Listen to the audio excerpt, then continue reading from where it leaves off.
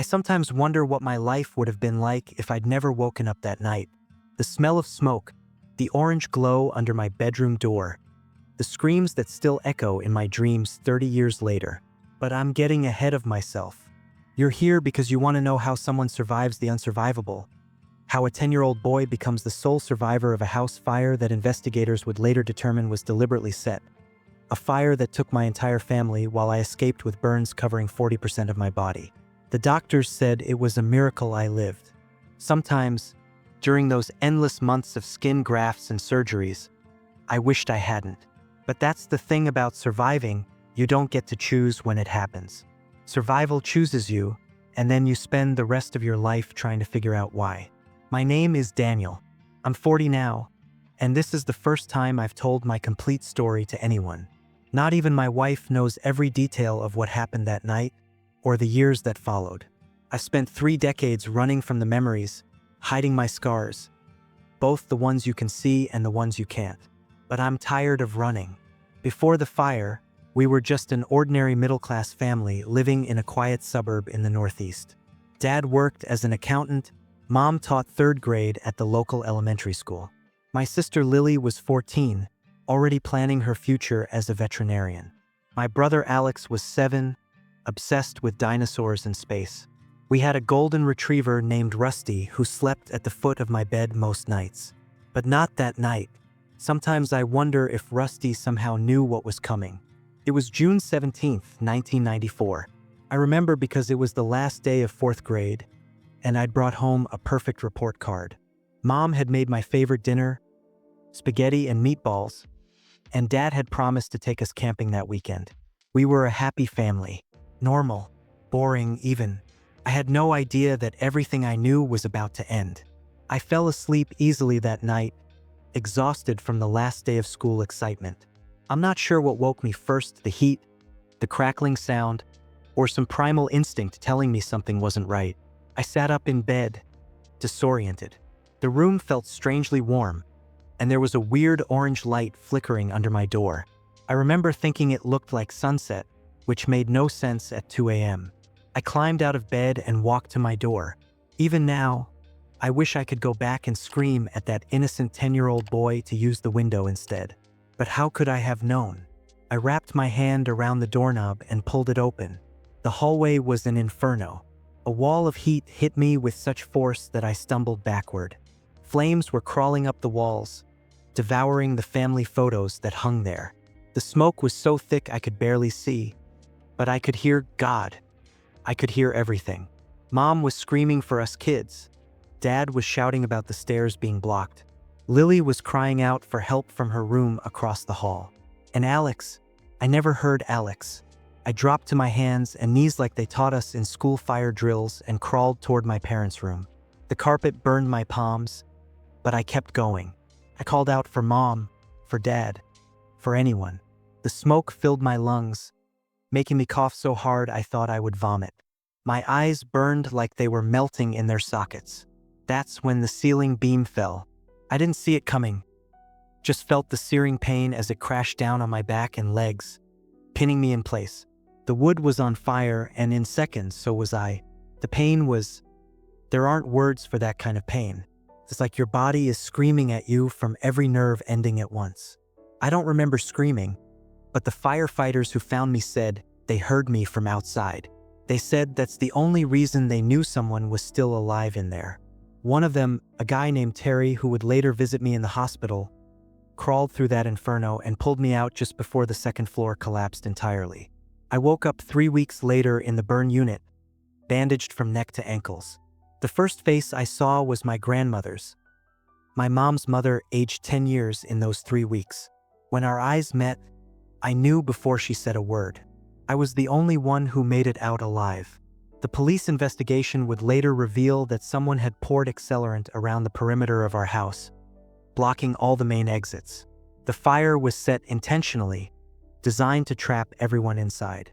For years, I wondered who could hate my family enough to do something so horrific. I didn't know then that my father had testified against a local business owner in a fraud case 3 months earlier. I didn't understand that my entire family had been murdered for revenge, and I was supposed to die too. The physical recovery was excruciating. 16 surgeries in the first year alone. Skin grafts that felt like being flayed alive. Physical therapy that pushed me to the edge of my endurance every single day. But none of that compared to the psychological wounds, the survivor's guilt, the nightmares, the panic attacks that came whenever I smelled smoke or heard a fire alarm. I went to live with my grandmother after 6 months in the hospital. She did her best, but she was in her 70s and grieving her daughter. And I was angry. At the world, at God, at the faceless person who took everything from me, at myself for surviving when they didn't. I was a 10-year-old boy with burn scars covering half my body, no family, and a rage that threatened to consume me as completely as the fire had consumed my home. But this isn't just a story about tragedy. It's about what happens after, when you're left standing in the ashes of your former life, forced to build something new from nothing. It's about discovering that survival is just the beginning of the journey. The hardest part is learning how to live again. And somehow, against all odds, I did learn. But that journey, from burned, broken child to the man I am today, wasn't a straight line. It was a maze of dark corners, unexpected kindnesses, bitter setbacks, and small victories. It's a story of how trauma shapes us, but doesn't have to define us. So if you're ready, I'll tell you everything. How I hunted for the person who killed my family. How I nearly destroyed myself in the process. And how, eventually, I found something I never expected to find again: peace. Not the kind that comes from forgetting, but the kind that comes from facing your demons and realizing they don't own you anymore. This is my story, and it begins in flames. The hospital became my world for those first 6 months. My room in the pediatric burn unit was sterile white with medical equipment that beeped and hummed constantly. The only splash of color came from a faded, "Get well soon" banner my 4th grade class had sent, which seemed like a cruel joke given the circumstances. Get well soon? I'd never be well again. I had 3rd-degree burns across my back, arms, and legs. 2nd-degree burns on my neck and the right side of my face. The doctors explained everything in clinical terms to my grandmother, who would nod silently, her hands trembling as she squeezed mine. I pretended not to understand what they meant when they discussed permanent disfigurement and functional limitations. But even at 10, I knew my life had been irreversibly altered. The first time I saw my reflection wasn't planned. A nurse had wheeled me to the physical therapy room, and as we passed a glass door, I caught a glimpse of this creature. It took me several seconds to realize I was looking at myself.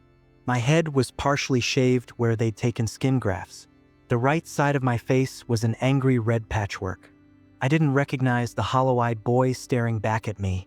I screamed until my throat was raw. The nurse tried to calm me, but I became hysterical, ripping at my bandages until they sedated me. After that, they covered all the mirrors in my room. Pain became my constant companion. It's strange how pain can become almost normal, background noise. Each day brought new tortures, debridement sessions where nurses scraped dead tissue from my wounds, physical therapy that felt like being torn apart all over again, the itching of healing skin that drove me nearly insane because I couldn't scratch under the bandages. But the physical pain was bearable compared to the nights. In the quiet darkness, with nothing to distract me, the memories would come rushing back.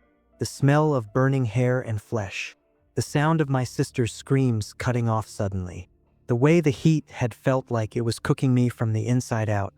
I'd wake up drenched in sweat, certain I was still trapped in that burning house. Dr. Levine, the hospital psychologist, visited me 3 times a week. She was a tall woman with silver-streaked hair who always smelled faintly of cinnamon. At first, I refused to speak to her at all. What was the point? No amount of talking could bring my family back or fix my ruined body.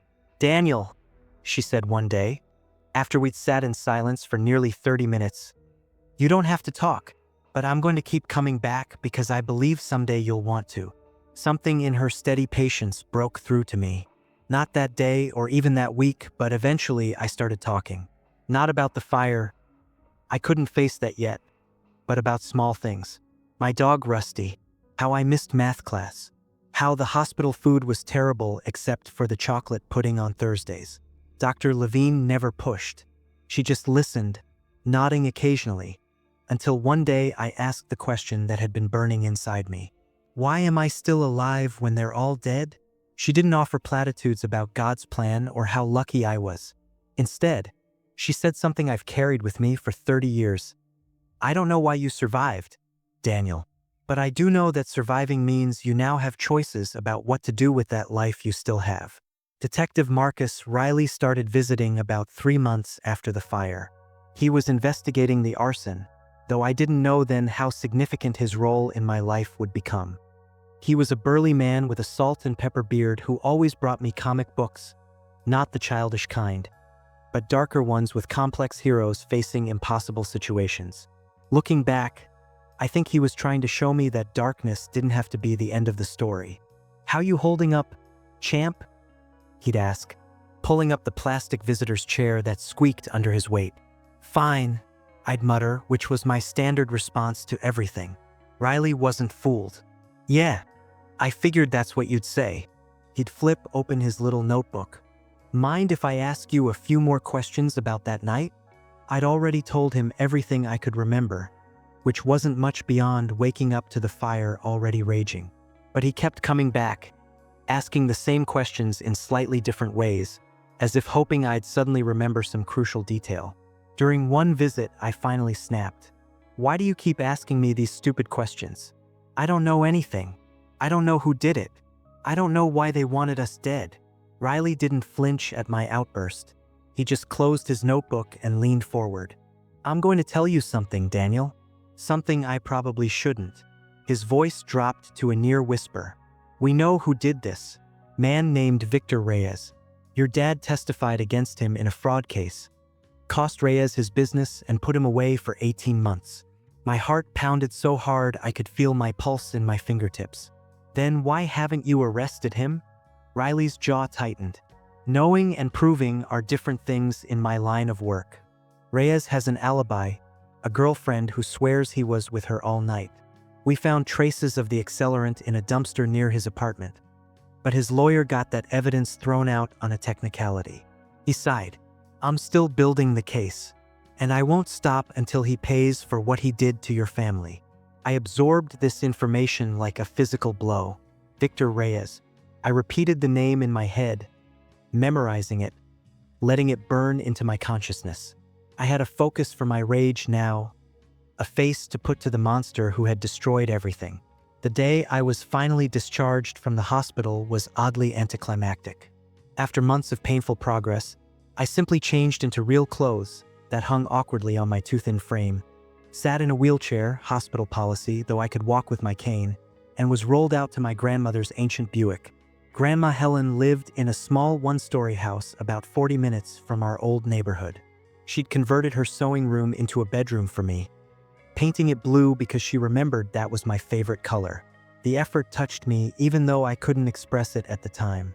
"I hope you'll be comfortable here," she said nervously as she showed me around. "I know it's not what you're used to." I just nodded, taking in the unfamiliar space that was supposed to be my home now. The house smelled of lavender and mothballs. There were crocheted doilies on every surface and a crucifix hanging in every room. It was as far from my old life as possible, which was both painful and somehow a relief. That night, alone in my new bedroom, surrounded by the model airplanes and sports posters Grandma had bought in an attempt to make the room more boyish, I finally allowed myself to cry, really cry, for the first time since the fire. I cried for my mother's laugh that I'd never hear again, for my father's strong hands that would never teach me to throw a baseball or fix a car, for Lily, who would never go to prom or become the veterinarian she dreamed of being, for little Alex, who had barely begun to live. I cried until I had nothing left, until I was empty and hollowed out. And in that emptiness, I made 2 promises to myself. I would find a way to make Victor Reyes pay for what he'd done, and somehow, I would find a reason to keep living in this broken body, in this broken life. School was its own special kind of hell. Grandma had wanted to wait until the following year to enroll me, but the social worker insisted that maintaining normal routines was essential for my recovery. So 3 weeks after leaving the hospital, I found myself standing at the entrance of Jackson Middle School, gripping my cane so tightly my knuckles turned white. I could feel the stares before I even entered the building. The whispers followed me down the hallway. "That's him, the Byrne kid." As I limped to my locker, some kids openly gawked. Others averted their eyes like my scars were contagious. A few tried awkward kindness, offering forced smiles that never reached their eyes. By lunchtime, I was exhausted from the effort of pretending not to notice. I sat alone at the far end of a cafeteria table, picking at food I had no appetite for, when a chocolate milk carton slid in front of me. "You look like you could use this more than me," said a voice. I looked up to see a girl with wild curly hair and glasses too big for her face. Her name was Rachel, and she would become the first friend I made in my new life. The first person who looked at me and seemed to see Daniel, not just the Byrnes. But that's a story for another chapter. For now, all you need to know is that I survived that first day of school. And the next after that. Each day a small victory in a war I wasn't sure I wanted to win. Each night haunted by dreams of fire and a man named Victor Reyes who had taken everything from me and still walked free. I was learning that survival wasn't a single event but a daily choice. And some days that choice was harder to make than others. The first year after the fire passed in a blur of surgeries, therapy appointments, and trying to navigate a world that suddenly seemed designed to remind me how different I was. Every doorknob turned with difficulty by my scarred hands. Every stare from strangers on the street.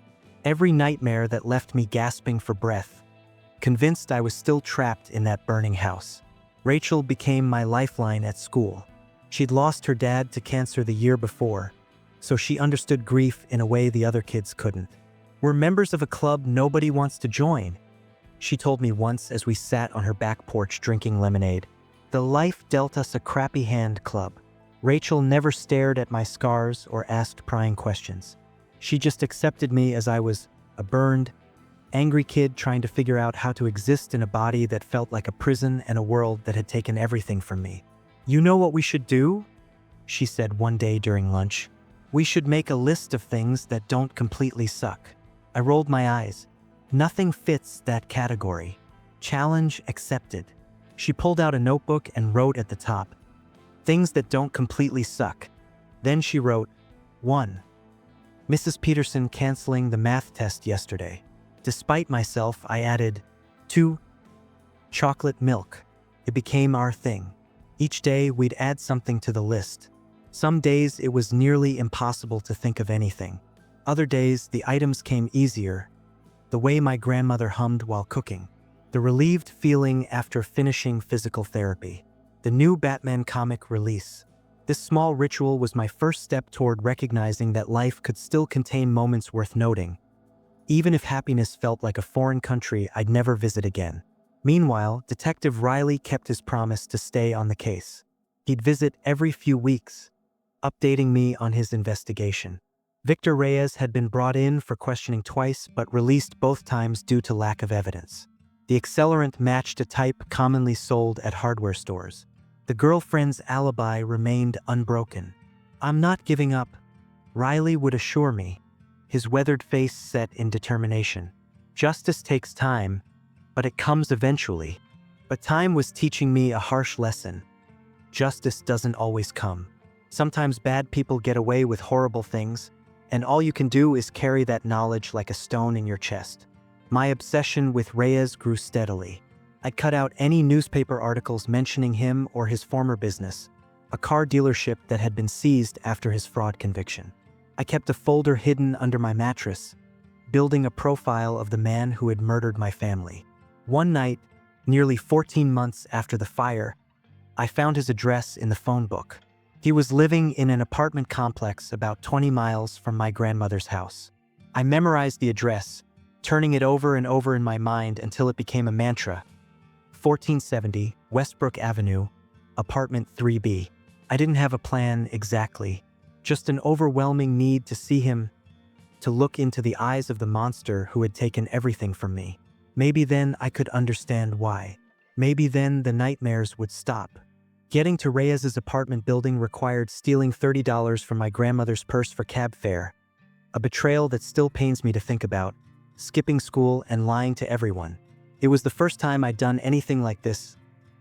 I'd been a good kid before the fire, but desperation changes you. The cab driver gave me a suspicious look but took my money without comment. "Wait here," I told him, leaving half the fare as incentive. "I'm just dropping something off for my uncle." The apartment building was dingy, with peeling paint and a security door that had been propped open with a brick. I slipped inside, heart hammering against my ribs as I climbed the stairs to the third floor. My palms were slick with sweat around my cane, and my burned leg ached from the exertion. Apartment 3B was at the end of a dim hallway that smelled of cigarettes and old cooking.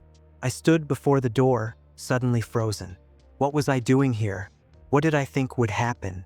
I had no weapon, no plan. Just an 11-year-old boy with a cane and burned scars, standing outside the door of the man who had murdered his family. Before I could retreat, the door swung open. A man stood there mid-40s, dark hair graying at the temples, average height with a slight paunch.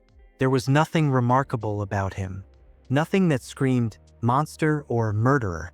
He looked ordinary, and that was perhaps the most terrifying realization of all. "Can I help you, kid?"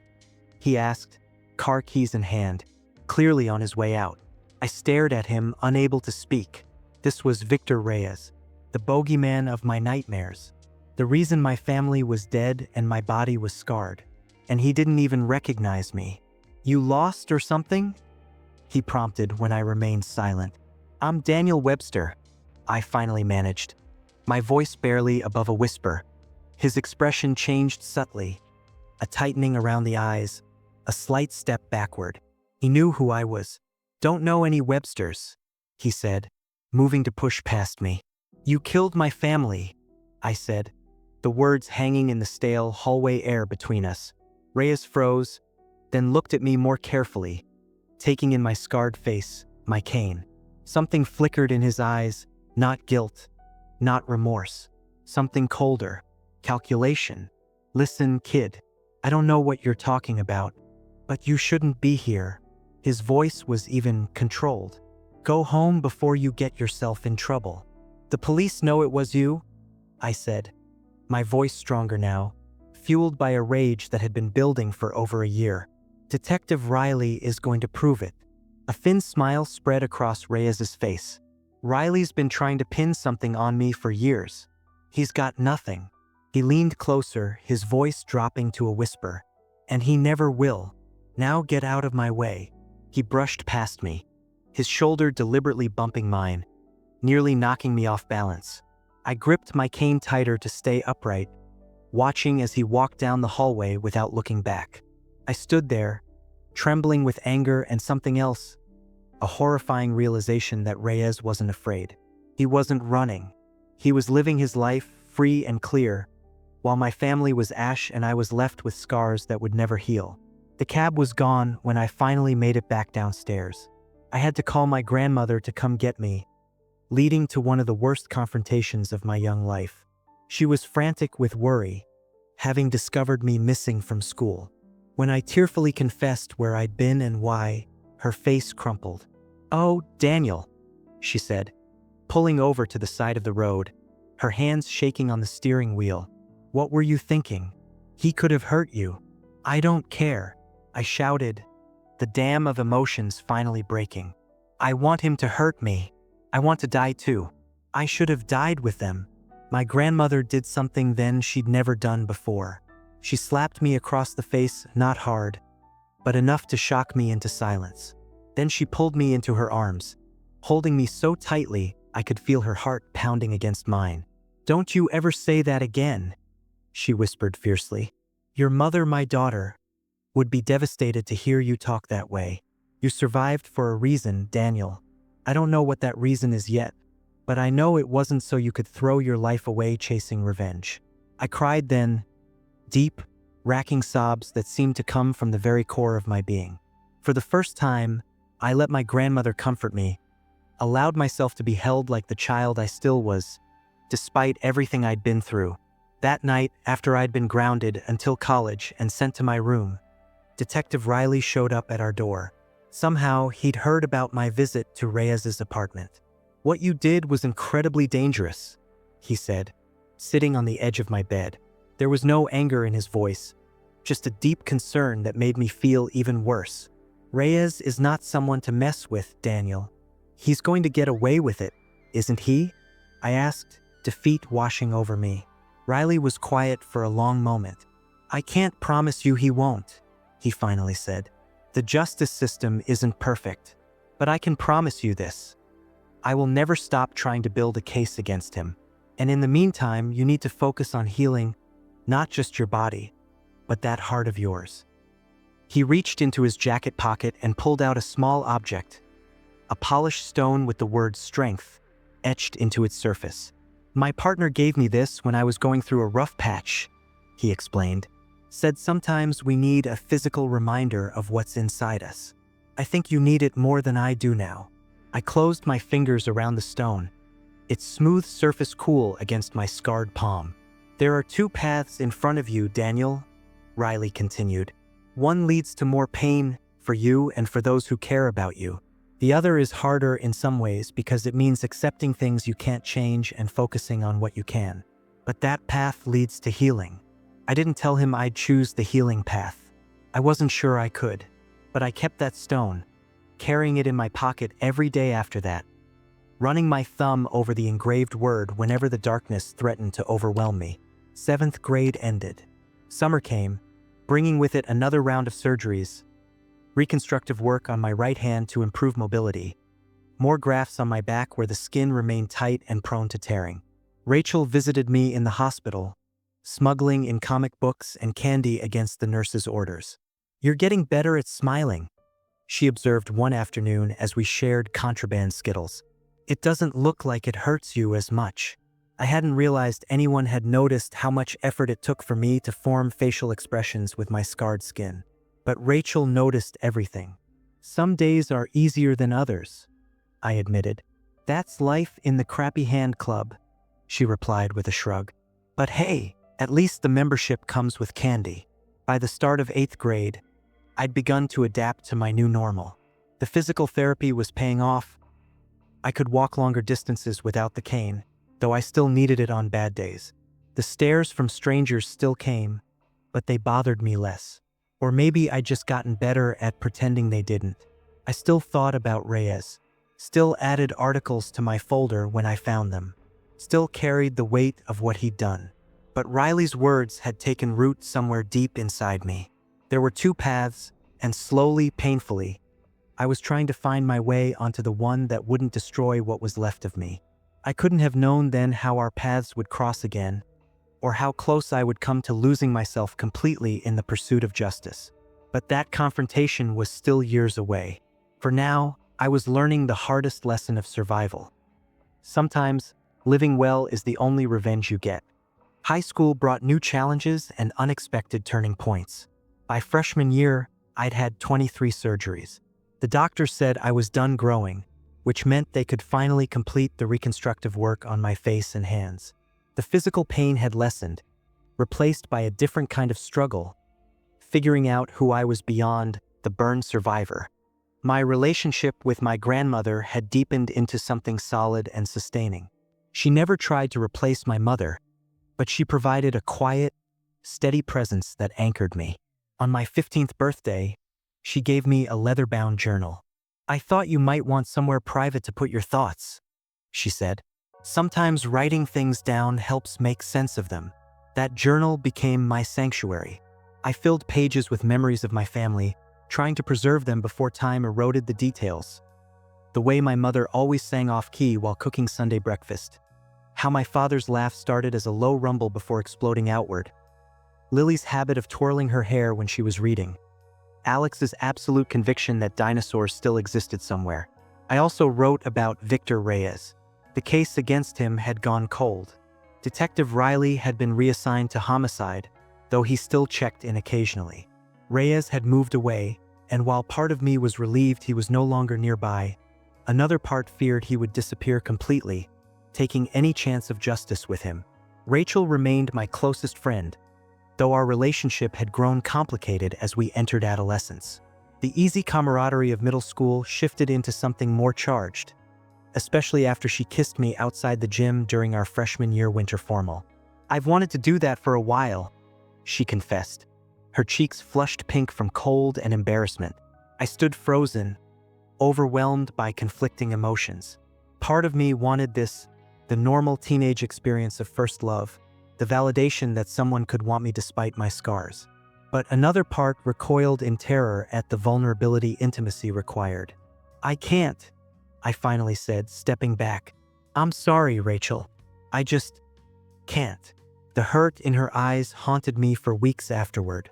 We managed to salvage our friendship, but something had changed. A door had opened between us that I wasn't ready to walk through. Sophomore year brought a new influence into my life: Mr. Harrington, my English teacher. He was a former journalist who'd covered war zones before turning to teaching. He had a prosthetic leg from an IED explosion in Bosnia and recognized something in me that first day of class. "You're carrying something heavy," he said after keeping me back one day. "I know that look." I bristled at being so easily read.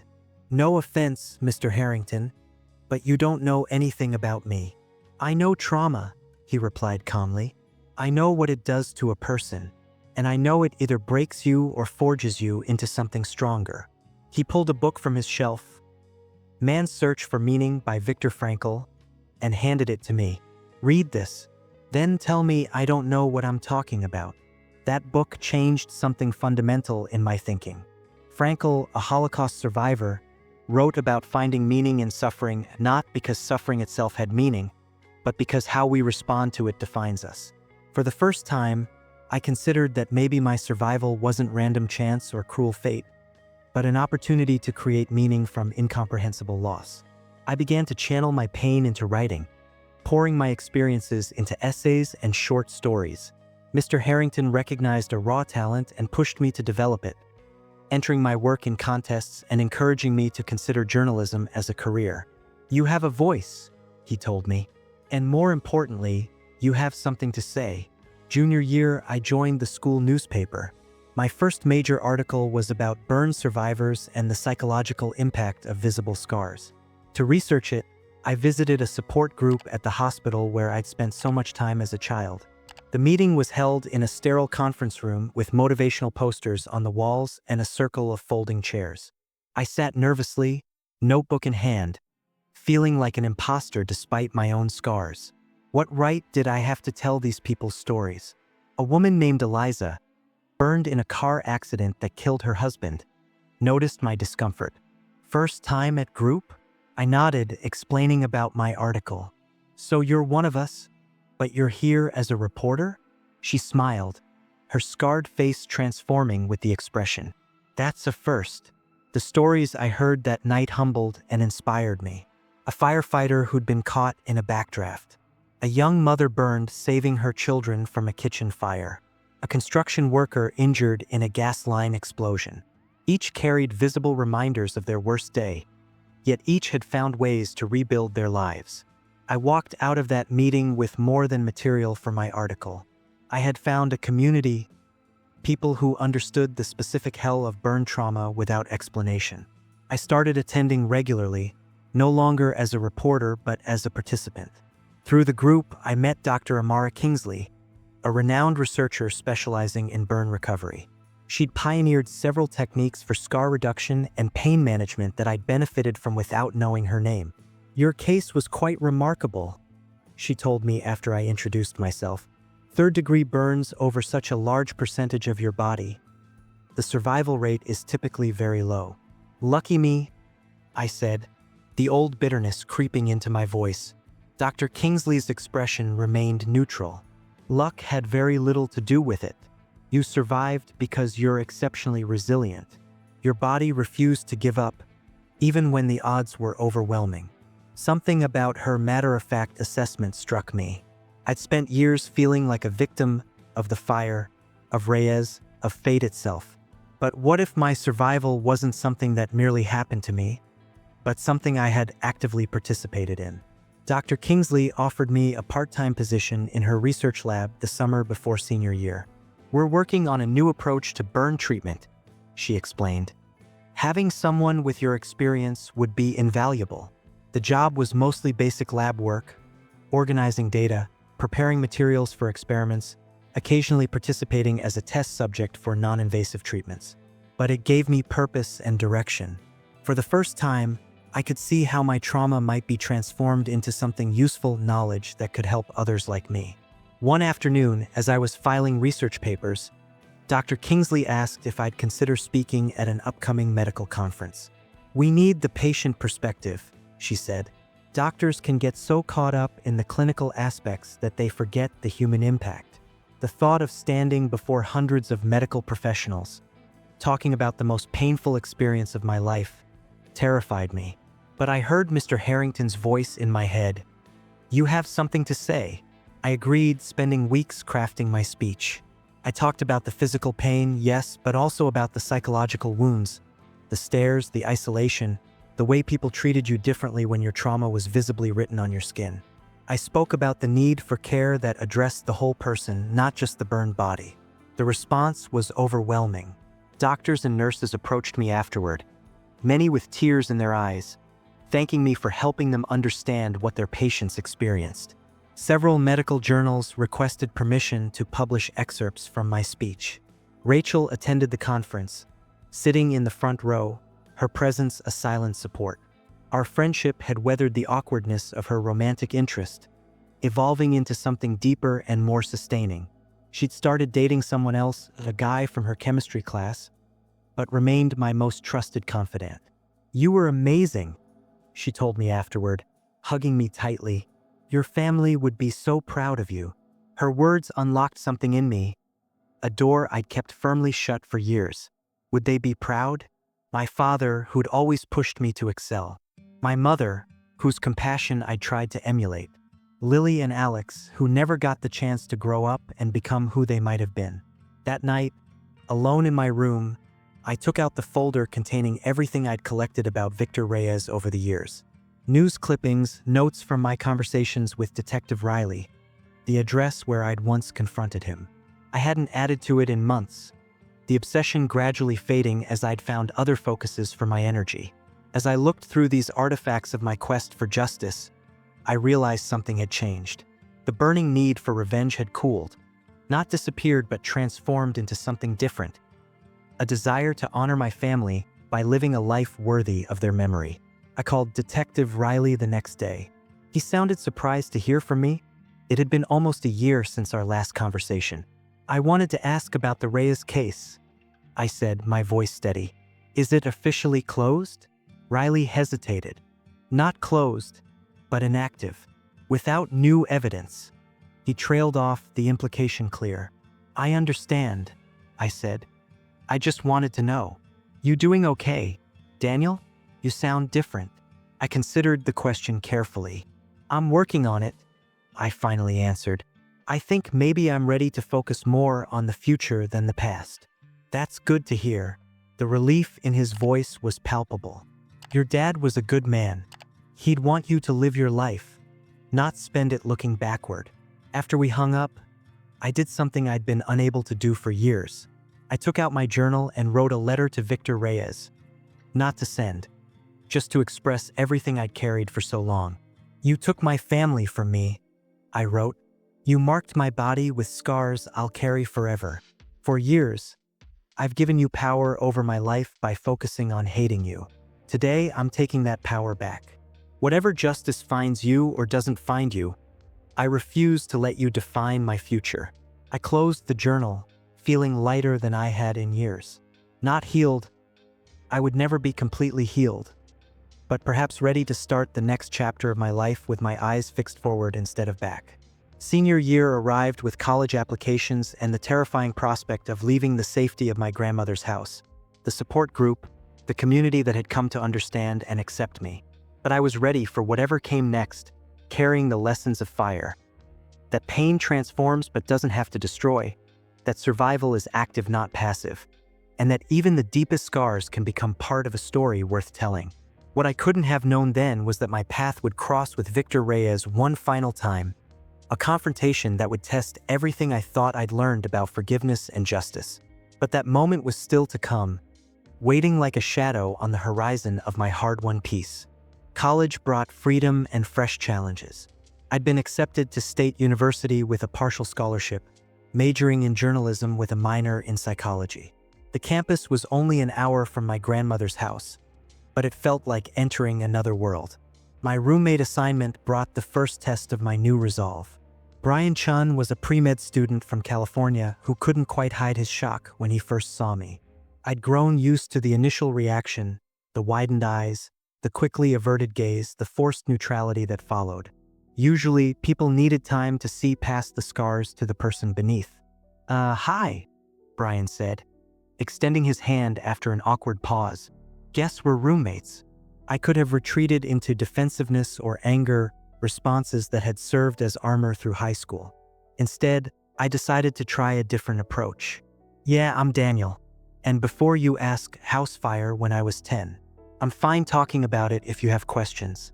It's less weird that way. Brian's relief was palpable. Thanks, man.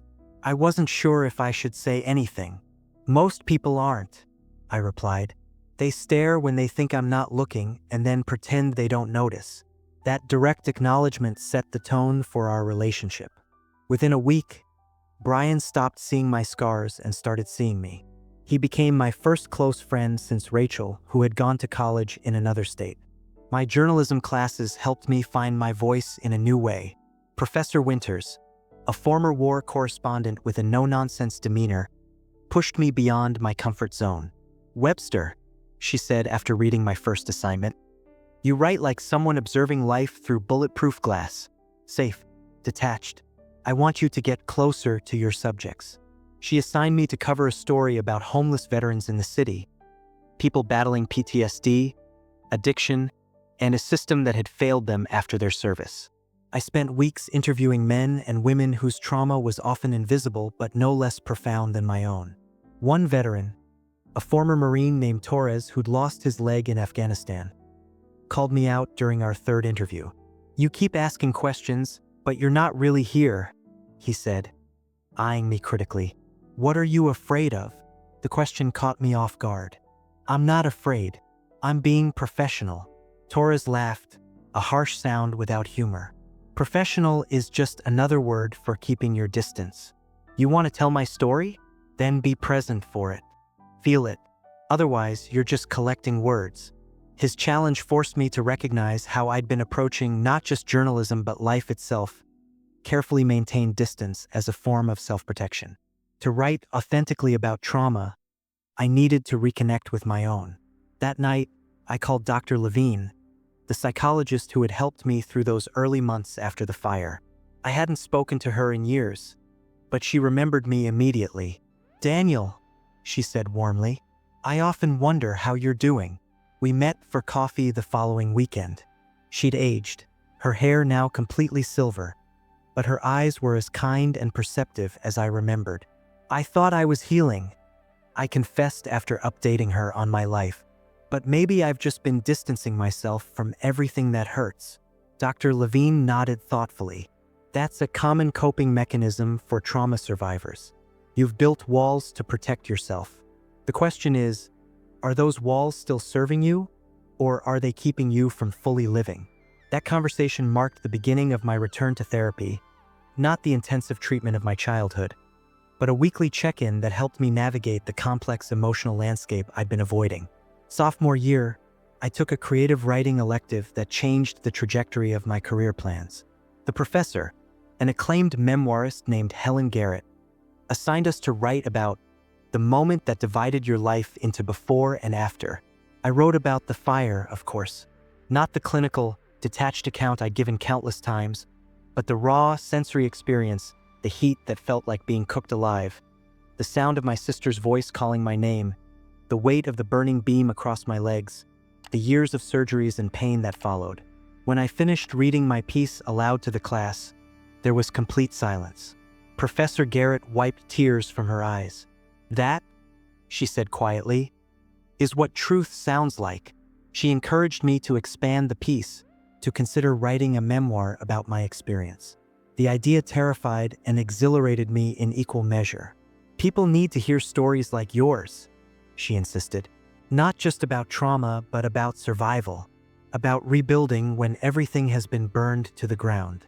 I began writing beyond the confines of class assignments, spending long nights at my keyboard trying to capture memories that were sometimes painfully clear and other times frustratingly blurred. I wrote about my family, about the fire, about Victor Reyes and my obsession with justice. Writing about Reyes forced me to confront feelings I thought I'd resolved. The hate was still there, banked like embers but ready to flare at the slightest provocation.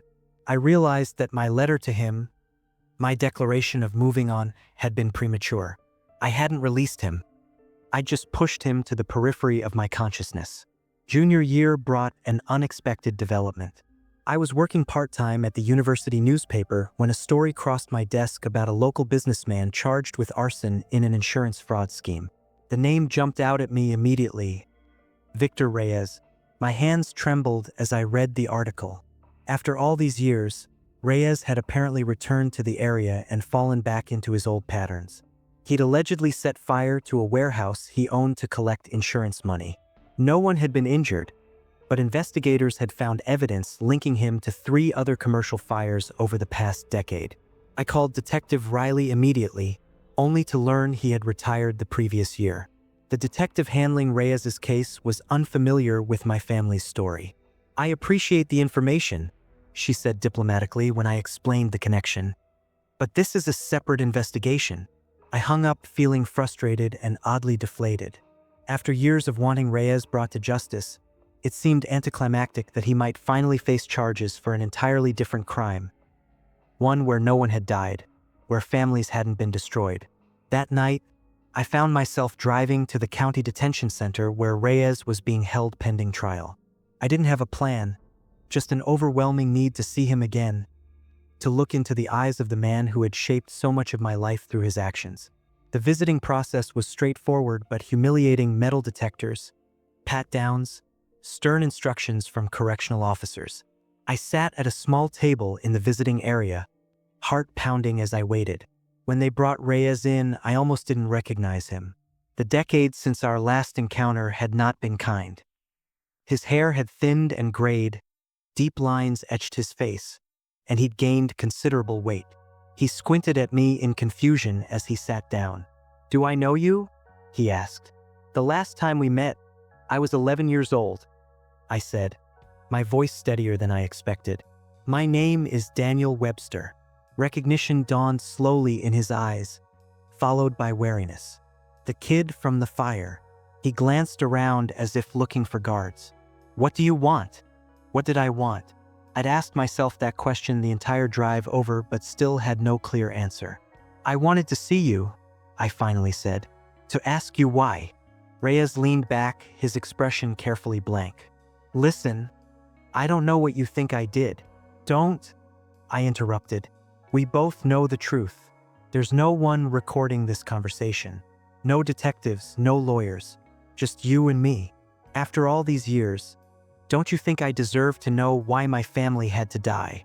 Something shifted in his eyes, not remorse or guilt, but a kind of tired resignation. "Your father took everything from me," he said flatly. "My business, my reputation, my future. One testimony from him and my life was over."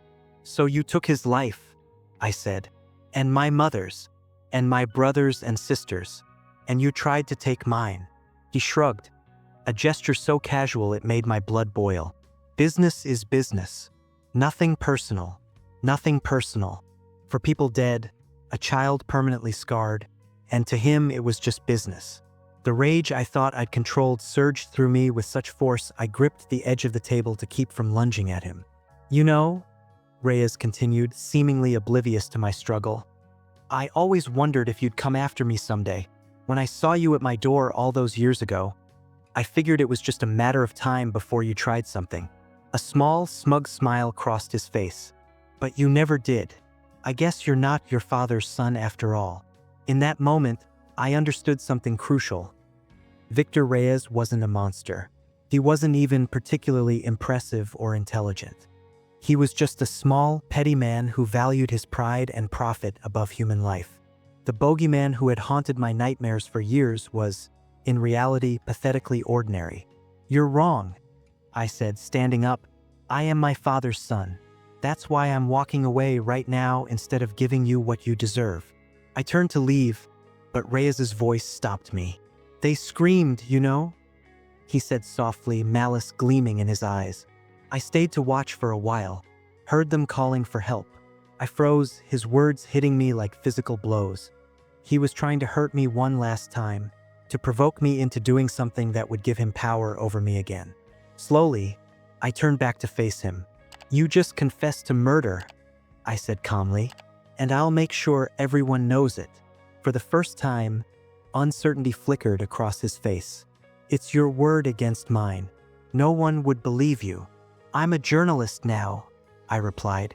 "I know how to tell a story people believe, and yours is going to be my first major piece." I left him there, his mouth half open with unspoken threats or denials. As I walked through the prison corridors toward freedom, I felt a weight lifting, not completely gone, but lighter than before. Reyes had tried to wield the memory of my family's suffering as a weapon, but in doing so, he'd given me exactly what I needed: confirmation and closure. The article I wrote about Victor Reyes and the fire that killed my family was published first in the university newspaper, then picked up by larger publications. I detailed not just the tragedy itself, but the years of investigation, the evidence that had never been quite enough for conviction, and Reyes's veiled confession during our prison meeting. While my article couldn't be used as evidence in court, it created enough public interest that the cold case was reopened. New witnesses came forward, including Reyes's former girlfriend, who recanted her alibi, admitting she'd lied out of fear. 6 months later, in addition to the charges for the warehouse arson, Victor Reyes was formally charged with 4 counts of first-degree murder and 1 count of attempted murder. Detective Riley came out of retirement to attend the arraignment, sitting beside me in the courtroom as the charges were read. "I always knew we'd get him," Riley said, his weathered hand resting briefly on my shoulder. "Just took longer than I wanted." As I watched Reyes being led away in handcuffs, I felt no triumph, no joy, no vindication, just a profound exhaustion and the sense that a chapter that had remained unfinished for too long was finally coming to a close. That night, I called my grandmother to share the news. Her voice quavered as she spoke. "Your mother always said justice would come someday," she told me. "I wish she could see the man you've become, Daniel. She'd be so proud." Senior year passed in a blur of classes, internships, and frequent trips to the courthouse for Reyes's pretrial hearings. I graduated with honors, my memoir nearly complete, and a job offer from a prestigious magazine.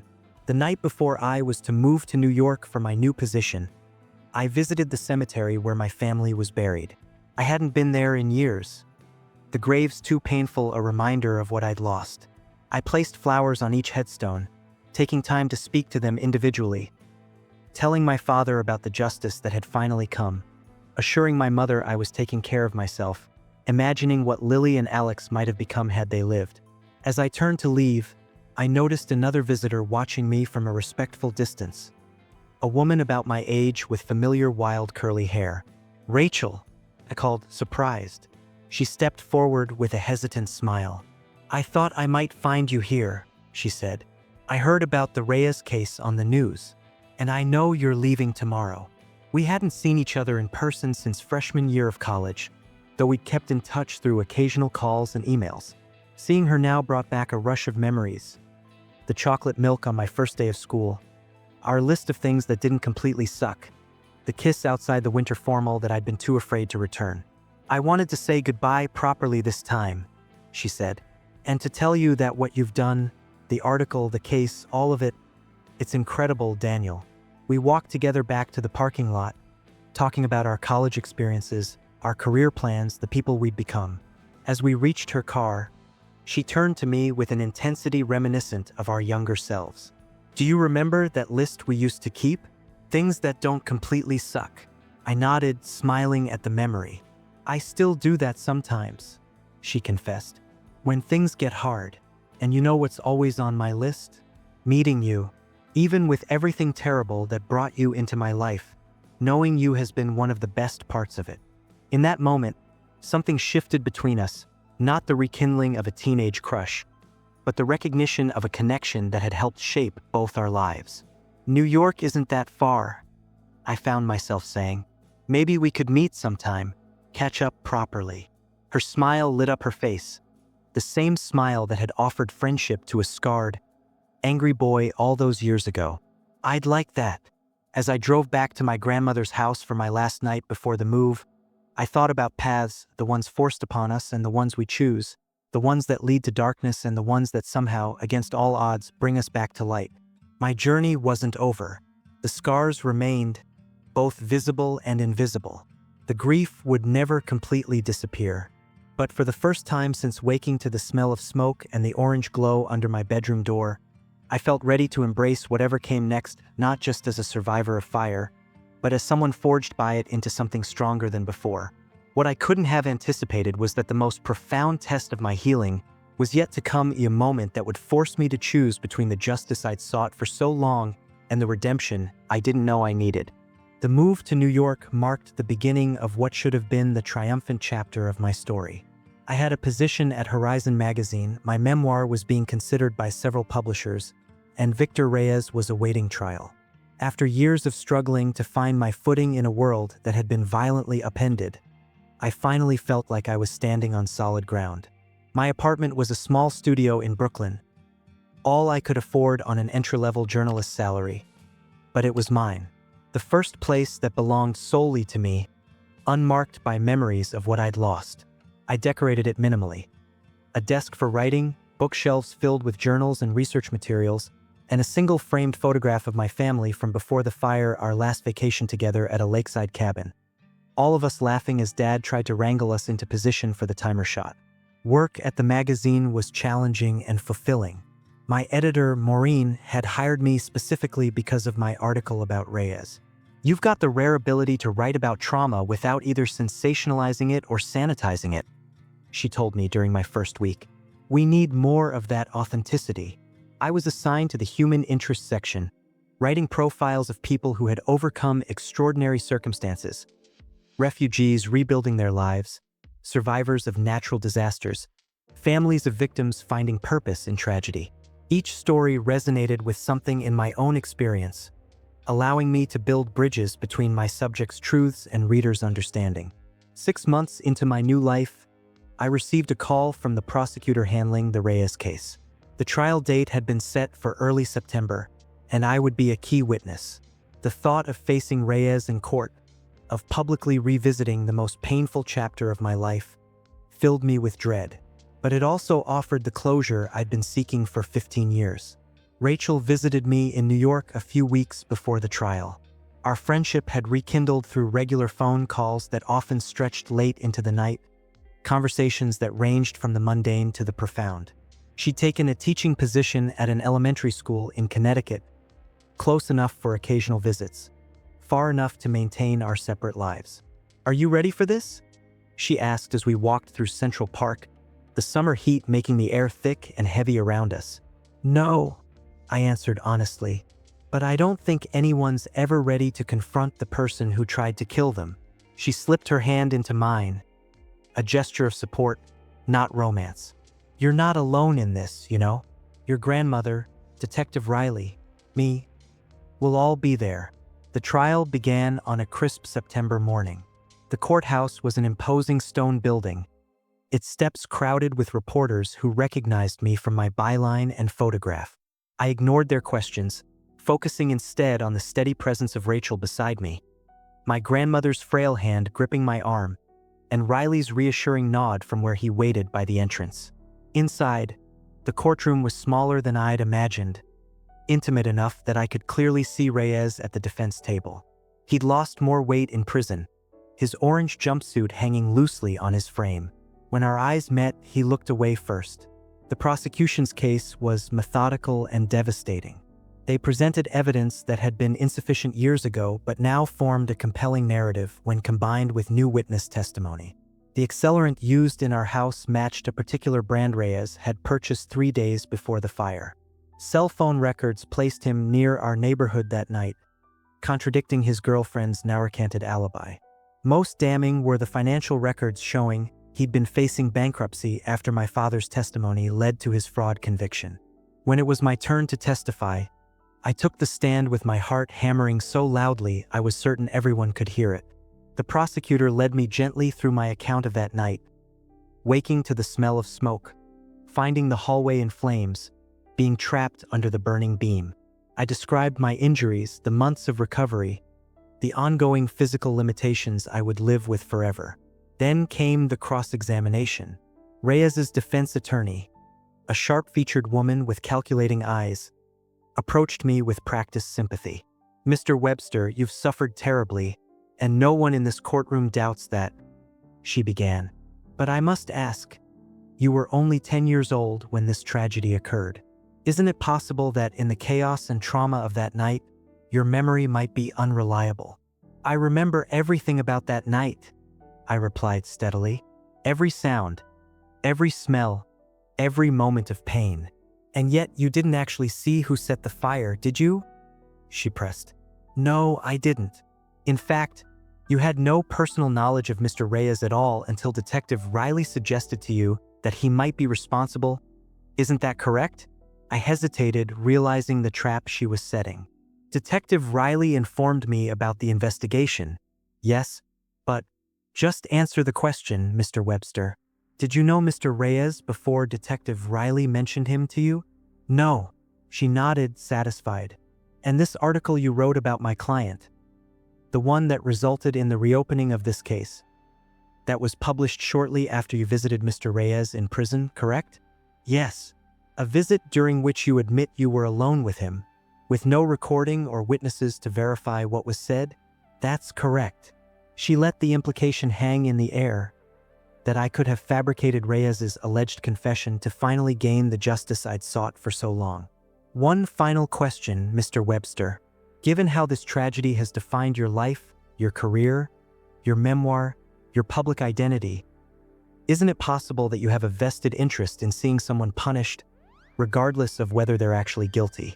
I felt a surge of anger, but kept my voice level. "My only interest is in the truth. Victor Reyes set the fire that killed my family. He told me so himself." She smiled thinly.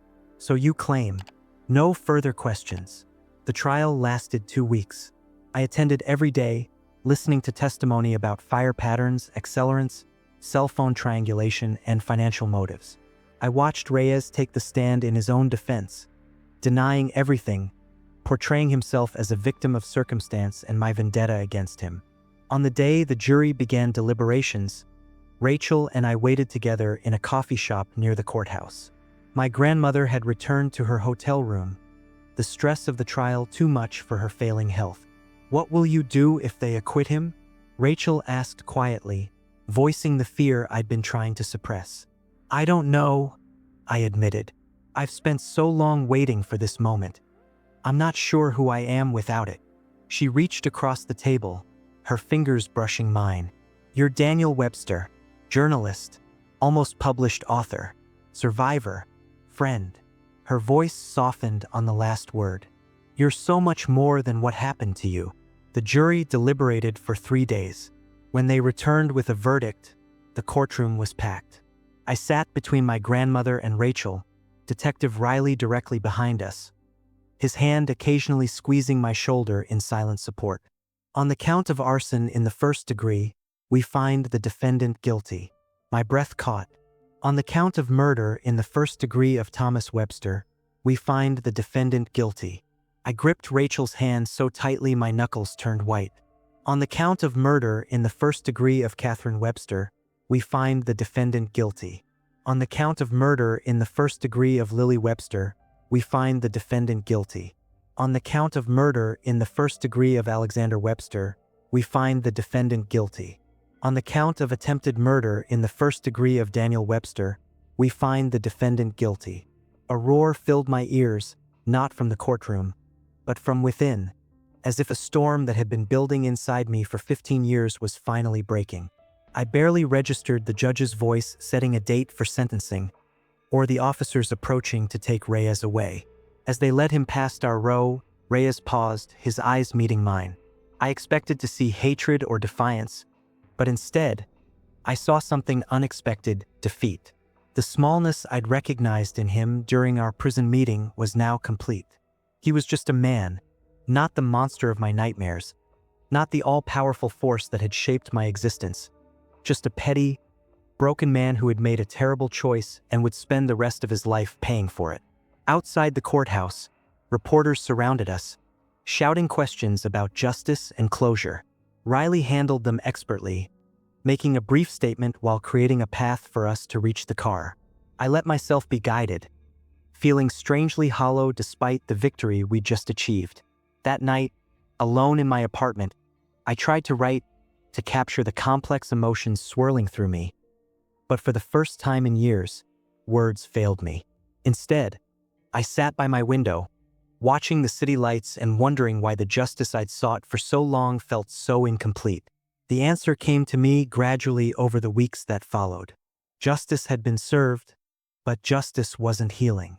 The guilty verdict didn't erase my scars or bring my family back. It didn't fill the emptiness that still opened inside me on birthdays and holidays and random Tuesday afternoons when I saw something that would have made my mother laugh or my father proud. At Reyes's sentencing, I had the opportunity to deliver a victim impact statement. I'd prepared a detailed account of how the fire had destroyed my family and altered the course of my life, the physical pain, the emotional trauma, the years spent in pursuit of justice. But standing before the court, facing Reyes for what would likely be the last time, I set aside my prepared remarks. For 15 years, I began, I've defined myself by what you took from me: my family, my home, my sense of safety, my unmarked body. I've carried the weight of that night with me every day, in my scars, in my nightmares, in my relationships with others. I paused, looking directly at Reyes. He sat slumped in his chair, eyes downcast. I came here today planning to tell the court about all the ways you've hurt me, all the suffering you've caused. But I realize now that would be giving you the same power over me that you've had since I was 10 years old. And I'm not willing to do that anymore. I took a deep breath, aware of the complete silence in the courtroom. So instead, I want to tell you what you didn't take. You didn't take my capacity for happiness. You didn't take my ability to love and be loved. You didn't take my future. You tried to destroy me that night, but you failed. And while you spend the rest of your life in prison, I'll be living mine not as a victim, but as a survivor. Not defined by what I lost, but by what I've built from the ashes. Reyes looked up then, his eyes meeting mine for a long moment. I saw something shift in his expression. Not quite remorse, but perhaps the first glimmer of understanding of the true scope of what he'd done. The judge sentenced him to life without parole, one life sentence for each of my family members, to be served consecutively. As they led him away, I felt no satisfaction, no triumph, just a profound sense of an ending. A chapter closing, not with a bang but with a quiet turning of the page. That evening, I called Dr. Levine, who had become a friend and mentor over the years. I thought I'd feel different, I confessed. After all this time, I thought justice would feel more. Justice addresses the past, she replied gently. It doesn't heal the future.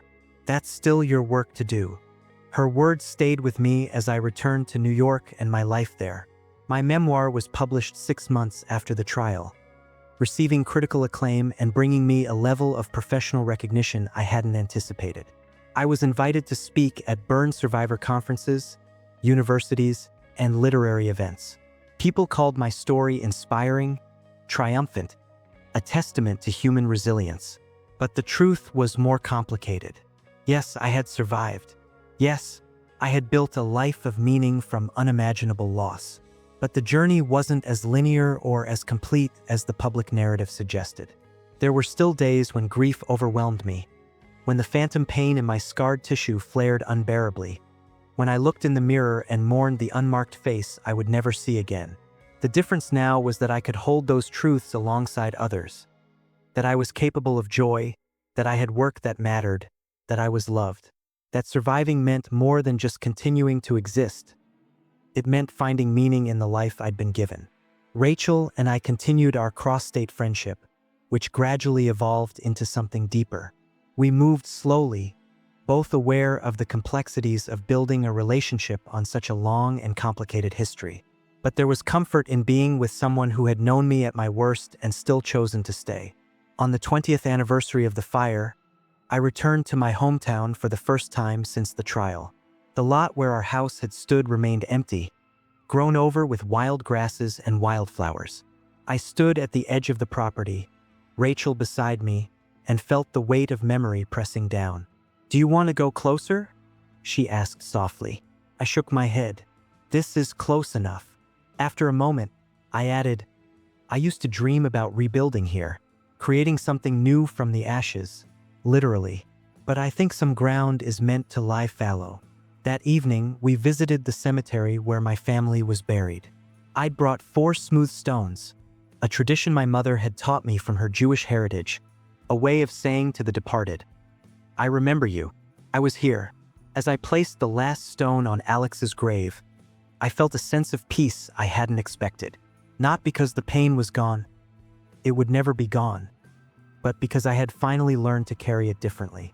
Not as a burden that defined me, but as a part of the complex tapestry of who I had become. Later that night, in the quiet darkness of our hotel room, Rachel asked what I was thinking. I was remembering something Mr. Harrington, my high school English teacher, said to me once. He told me trauma either breaks you or forges you into something stronger. I've been thinking about that a lot lately. And? She prompted when I fell silent. I think he was only partially right. Trauma changes you, yes, but it's not a simple binary of broken or stronger. It's messier than that.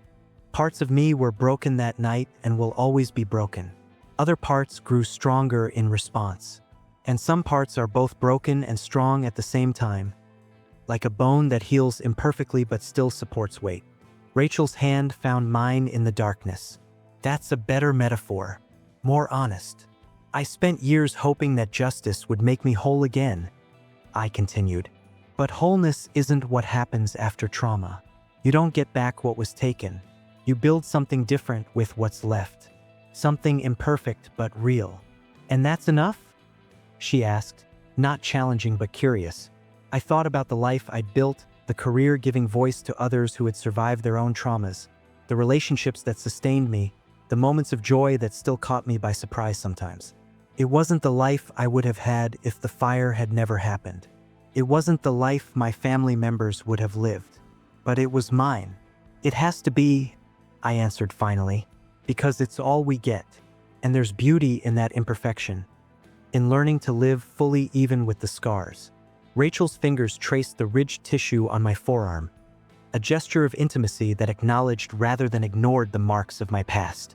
Your scars tell a story, she said, not just of what happened to you, but of how you survived it. In that moment, I understood that the end of my story wasn't Victor Reyes's conviction or the publication of my memoir or any external marker of closure. There was no neat ending, no point at which the impact of that night would cease to ripple through my life. The fire would always be part of me, as would the pain and loss that followed. But that wasn't the whole story. The whole story included Rachel's hand in mine, the work that gave my suffering meaning, the capacity for joy I'd fought so hard to reclaim.